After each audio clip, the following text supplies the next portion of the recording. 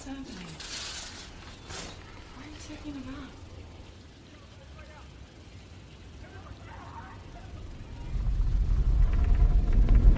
Papa! It's okay. It's just another earthquake right here. It's okay.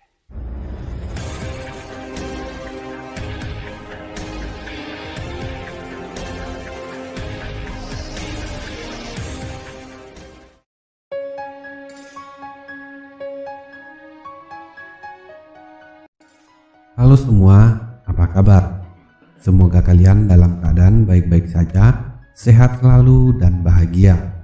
Kali ini kita akan merangkum sebuah film bertemakan bumi pasca apokaliptik, menceritakan kisah seorang ayah dan anak bernama Man dan Boy yang berusaha tetap bertahan hidup dari berbagai bahaya yang mengancam nyawa mereka seperti kelaparan, kedinginan, dan termasuk kanibalisme yang dilakukan manusia lain karena kelangkaan makanan setelah bumi mengalami kejadian mengerikan disebabkan perang nuklir yang mengakibatkan bencana alam.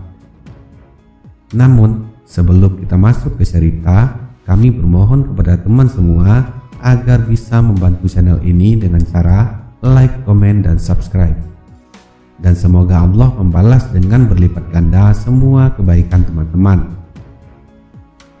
Di tahun 2929, seorang ayah kemudian anaknya bernama Man dan Boy melakukan perjalanan ke selatan. Di sana mereka berharap dapat menemukan tempat tinggal yang aman dan hangat karena dunia semakin dingin. Terlihat keadaan di sepanjang jalan sangat rusak dan memprihatinkan. Udara dingin dipenuhi kabut, tanah gersang, dan semua tumbuhan mulai mati. Di dalam perjalanan, di tengah rasa lapar, mereka harus selalu berhati-hati terhadap semua bahaya yang mengancam. Dan yang paling menakutkan dari semua itu ialah kelompok manusia tersisa yang melakukan aksi kanibalisme dengan cara memburu manusia lain, menangkap dan menjadikan mereka sebagai santapan. Hal itu terjadi karena kelangkaan makanan yang disebabkan semua hewan dan tumbuhan hampir punah. Man dan Boy selalu menyempatkan singgah di rumah-rumah tak berpenghuni yang mereka lewati di sepanjang perjalanan dengan harapan dapat menemukan sedikit makanan demi mengusir rasa lapar yang selalu mendera. Di saat malam hari, mereka menghindari jalanan dan memilih mendirikan tenda di dalam hutan untuk beristirahat demi menghindari resiko tertangkap oleh kelompok manusia-manusia kanibal yang berkeliaran di jalan mencari mangsa. Dan saat mereka tertidur, mereka dikejutkan kemudian terbangun menyaksikan di mana api yang besar sudah membakar dan meluluhlantahkan daerah tempat mereka beristirahat. Melihat hal itu, mereka kemudian terpaksa melanjutkan perjalanan di saat itu juga. Keesokan harinya di tengah perjalanan, mereka kembali singgah di sebuah rumah untuk mencari makanan. Di sana, Man mengeluarkan sebuah pistol sembari berkata kepada anaknya bahwa jika suatu saat mereka tertangkap oleh kelompok manusia kanibal, maka mereka akan bunuh diri menggunakan 2 peluru yang masih tersisa di pistol tersebut. Okay. Dan di scene ini kita diperlihatkan flashback kehidupan sederhana Man dan istrinya sebelum Boy lahir. Di sana diperlihatkan istri Man yang frustasi dengan keadaan dunia yang kacau dan ia tak mau untuk melahirkan anaknya. Istri Man hampir gila memikirkan kehidupan seperti apa yang akan dijalani anaknya kelak. Dan setelah perdebatan panjang dengan Man, akhirnya sang istri pun berhasil melahirkan Boy. No, we don't have to do this. I don't want to do this. What kind of life is this?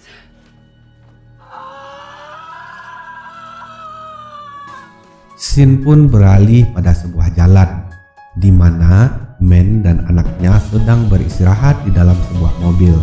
Dan di sini terlihat kelompok para kanibalisme yang sedang melintasi jalan tersebut. Menyadari hal itu, Men dan anaknya buru-buru keluar dari mobil dan bersembunyi di dekat hutan. Akan tetapi sangat disayangkan, Men ketahuan oleh salah satu anggota kanibal yang pada saat itu buang air kecil di dekat persembunyian Men. Karena ketahuan, Men lantas saja menodongkan pistol ke arah anggota kanibal itu. Dan di saat Men lengah, anggota kanibal itu langsung meraih anak Men dan menyanderanya. Karena tak ingin tertangkap dan dimakan oleh para kanibal, Men lantas menembak kepala anggota kanibal yang menyandera anaknya. Kemudian mereka berdua kabur ke dalam hutan. Malam pun tiba, mereka terpaksa beristirahat di dalam hutan. Di sana terlihat Men mengingatkan kepada anaknya agar selalu berhati-hati terhadap siapapun yang mereka temui di sepanjang perjalanan. Karena saat ini mayoritas manusia yang tersisa akan melakukan kanibalisme hanya untuk bertahan hidup, seperti gerombolan yang mereka temui tadi siang. Di scene berikut ini memperlihatkan setelah perjalanan seharian, Men dan Boy kembali beristirahat di dalam sebuah mobil truk di atas jembatan. Cerita kemudian flashback pada saat suatu kejadian di dalam rumahnya. Men dan sang istri mengalami percekcokan. Di sana pada saat itu sang istri yang frustasi dengan keadaan dunia yang kacau, tak mampu dibujuk oleh Men untuk bertahan bersama-sama demi anak mereka. Lalu kemudian istrinya itu memutuskan untuk menyerah dan bunuh diri dengan cara berjalan keluar dari rumah mereka di tengah dingin dan gelapnya malam, agar dirinya mati dijadikan mangsa oleh gerombolan manusia kanibal di luar sana. She was gone, but she died somewhere in the dark. Don't. Please. Out there. I don't need to. Scene kembali kepada Men dan Boy yang melanjutkan perjalanan hingga memutuskan berhenti di saat mereka menemukan sebuah rumah yang kelihatannya masih cukup terawat dibandingkan dengan rumah-rumah yang telah mereka lewati sepanjang perjalanan. Kemudian Men dan anaknya memutuskan untuk memeriksa bangunan tersebut dengan harapan mendapatkan sedikit makanan di sana. Di dalam rumah mereka tak jua menemukan makanan setelah beberapa saat mencari ke setiap ruangan. Akan tetapi Men penasaran dengan satu pintu menuju ruangan bawah tanah yang terkunci. Lalu Men memutuskan pergi ke gudang mengambil sesuatu yang dapat ia gunakan untuk menghancurkan gembok yang mengunci pintu ke ruangan bawah tanah yang tadi ia temukan. Dan kemudian mereka masuk ke dalam ruangan tersebut setelah berhasil menghancurkan gembok yang mengunci pintu. Alangkah terkejutnya Men dan anaknya melihat pemandangan seluruh ruangan tersebut dipenuhi manusia-manusia yang keadaannya sudah lemah dan memprihatinkan. Men dan Boy kemudian buru-buru kembali ke atas setelah mengetahui bahwa ruangan tersebut adalah tempat yang dijadikan oleh gerombolan kanibal untuk mengurung manusia-manusia yang berhasil mereka tangkap untuk kemudian mereka bunuh dan makan satu persatu. Sangat sial bagi Men dan Boy karena setelah mereka keluar dari ruangan bawah tanah tersebut, hal itu juga bertepatan dengan pulangnya para gerombolan kanibal ke rumah itu. Di sana, Men yang tak menemukan jalan untuk kabur sudah merasa putus asa karena berpikir ia dan anaknya akan ditangkap dan dijadikan makanan oleh gerombolan manusia kanibal. Kemudian Men pun segera menodongkan pistol ke anaknya. Men berniat membunuh anaknya, lalu setelah itu ia pun akan bunuh diri. Hal ini bertujuan agar Men dan anaknya tak merasakan disiksa oleh para kanibal di saat mereka tertangkap nanti.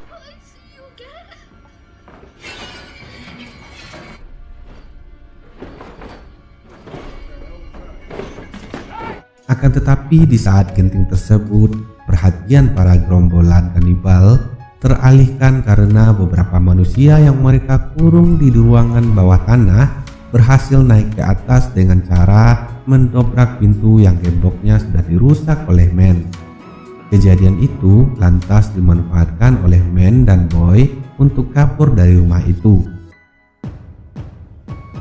Di malam harinya, Man dan Boy hanya bisa memakan serangga kecil agar tetap bertahan hidup. Boy berharap dan mengatakan kepada Man bahwa ia tidak ingin memakan manusia lain meskipun mereka sangat kelaparan. Terlihat Man sangat bangga kepada anaknya.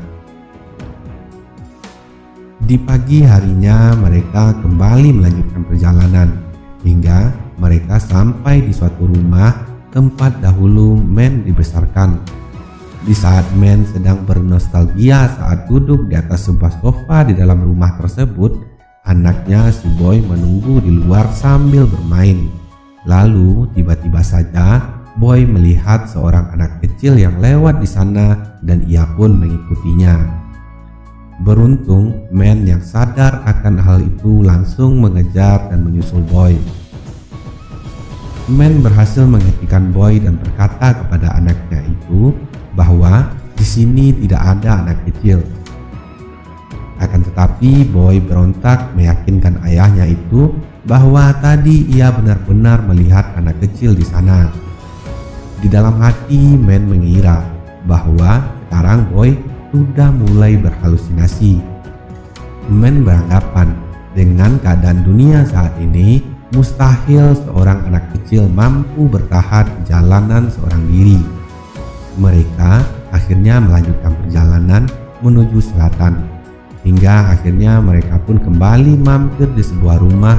Setelah memeriksa seluruh bagian rumah itu untuk mencari barang yang mereka butuhkan, mereka kemudian menemukan sebuah bunker bawah tanah di halaman belakang rumah tersebut. Di saat Man mencoba masuk ke dalam bunker tersebut, Boy yang masih trauma dengan ruangan bawah tanah sangat gelisah menunggu ayahnya.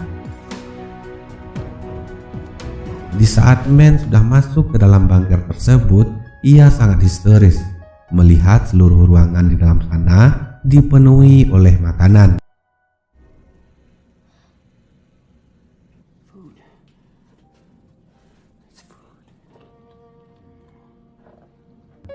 Man dan Boy sangat bahagia menemukan bunker tersebut karena hari itu adalah pertama kalinya mereka dapat makan sepuasnya tanpa harus memikirkan persediaan untuk esok hari. Saat malam hari tiba, Man selalu menutup pintu bunker agar tidak ada orang lain yang menyadari keberadaan mereka di sana. Setelah itu, hari-hari bahagia mereka lalui di sana seakan-akan mereka kembali kepada kehidupan normal sebelum bencana melanda.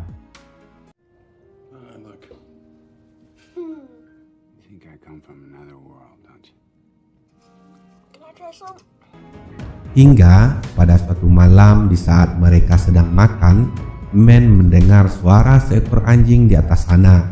Mereka kemudian sangat waspada.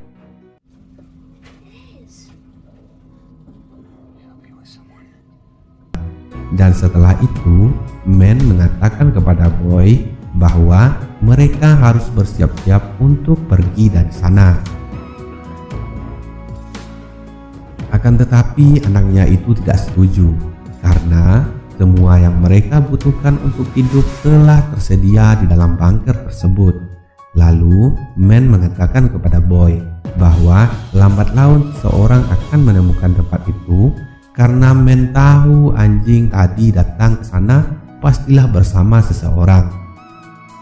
Akhirnya mereka pergi dari tempat itu dengan membawa sedikit makanan. Di perjalanan mereka bertemu dengan seorang kakek-kakek.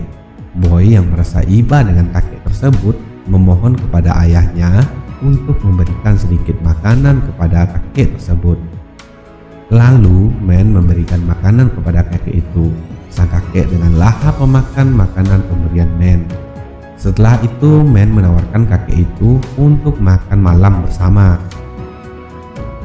Keesokan harinya Man dan Boy berpisah dengan kakek itu dan kembali melanjutkan perjalanan masing-masing.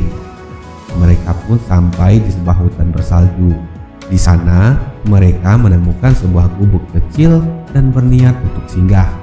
Akan tetapi, melihat di sekeliling gubuk tersebut banyak tengkorak kepala manusia berjejeran, mereka lalu memutuskan untuk segera pergi dari tempat itu dan menjauhinya. Namun di saat Man dan Boy berjalan kembali meninggalkan tempat itu, tiba-tiba saja mereka menyaksikan tragedi menggenaskan, di mana pada saat itu mereka melihat seorang wanita bersama anaknya sedang berlari dan akhirnya tertangkap oleh gerombolan kanibal.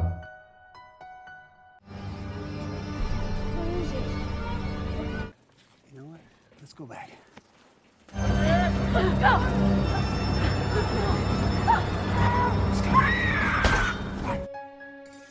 Juga tak ingin mengalami nasib yang sama, Man dan Boy kemudian kabur dari tempat itu untuk melanjutkan perjalanan mereka.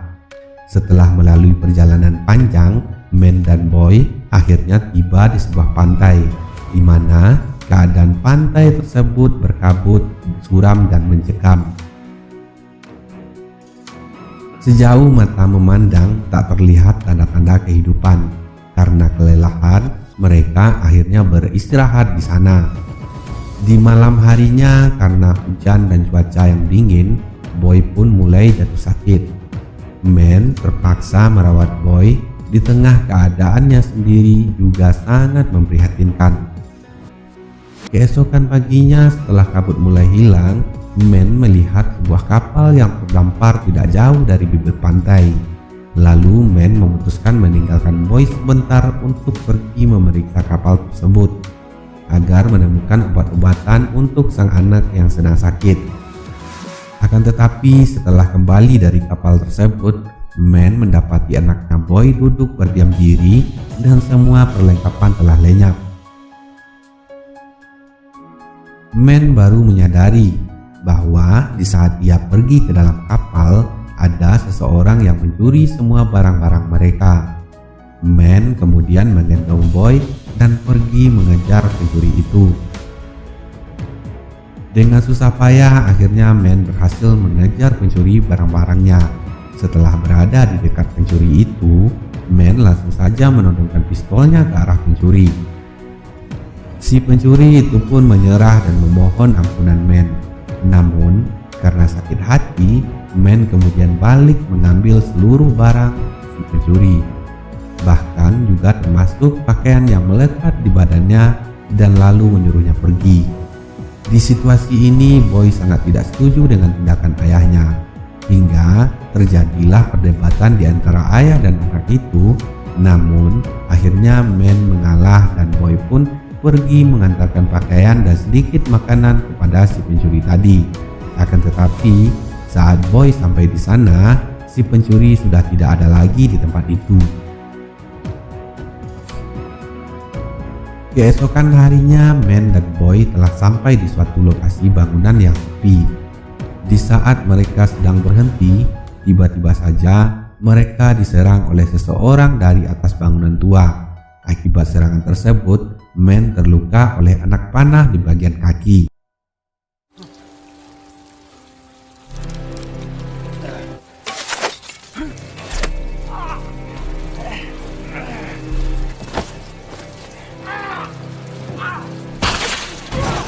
Man yang terluka sempat membalas menembak orang itu menggunakan flare gun yang ia temukan di atas kapal.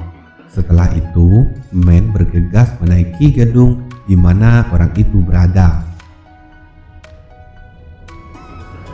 Sesampainya di sana, Man hanya menemukan seorang wanita yang histeris karena suaminya mati tertembak oleh Man.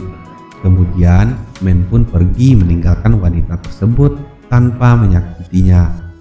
Setelah itu terlihat Man yang kesakitan mencabut anak panah yang menancap di kakinya, kemudian ia pun menjahit lukanya tersebut. Mereka pun kembali melanjutkan perjalanan ke selatan dengan menyusuri tepi pantai. Di sepanjang perjalanan, Man terlihat sangat kesusahan karena kondisi kesehatannya yang semakin memburuk karena infeksi luka parah di kakinya. Lalu mereka memutuskan untuk beristirahat. Di sana terlihat Boy yang sangat khawatir dengan keadaan ayahnya. Keesokan paginya, Man yang semakin sakit merasa jika ia tak mampu lagi melanjutkan perjalanan. Ia mengatakan kepada Boy bahwa inilah saatnya untuk Boy melanjutkan perjalanan sendirian. Boy sangat sedih melihat kondisi ayahnya. Ia sangat takut kehilangan ayahnya itu. Malam hari, Man terbangun dan memeluk Boy. Man sangat sedih dan tak mampu membayangkan bagaimana nasib anaknya setelah kematiannya nanti. Boy terbangun di pagi hari dan langsung menangis pilu mendapati ayahnya Man tak lagi bernyawa.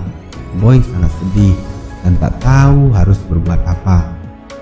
Setelah beberapa saat, Boy bangun dan mengambil semua alat perlengkapan termasuk sebuah pistol milik ayahnya. Ia telah membulatkan tekad untuk kembali melanjutkan perjalanan sesuai pesan terakhir ayahnya. Namun di saat Boy baru saja akan berangkat, terlihat samar dari kejauhan seseorang perlahan menghampirinya. Merasa ketakutan sekaligus waspada terhadap orang asing, Boy lantas mengarahkan senjatanya ke orang tersebut setelah ia berada di hadapannya. Pria tersebut mengatakan kepada Boy bahwa ia bukanlah orang jahat. Ia hanya berniat menawarkan Boy untuk ikut bersamanya ke selatan agar bisa saling menjaga. Dan setelah cukup yakin dengan pria tersebut, Boy berpamitan kepada jasad ayahnya dan segera pergi mengikuti pria itu. Di sana Boy melihat bahwa ternyata pria itu tidaklah sendirian. Ia bersama dengan istri, kemudian 2 orang anaknya dan 1 ekor anjing. Setelah memperhatikan beberapa saat, Boy akhirnya menyadari bahwa anak laki-laki pria tersebut adalah anak kecil yang pernah dilihatnya di tempat kelahiran ayahnya dulu. Istri pria tersebut berkata kepada Boy bahwa mereka telah lama mengikuti Boy dan ayahnya karena khawatir dengan keadaan Boy. Akhirnya Boy baru menyadari bahwa suara anjing yang ia dan ayahnya dengar waktu mereka di dalam bunker adalah suara dari anjing milik keluarga itu. Film pun tamat.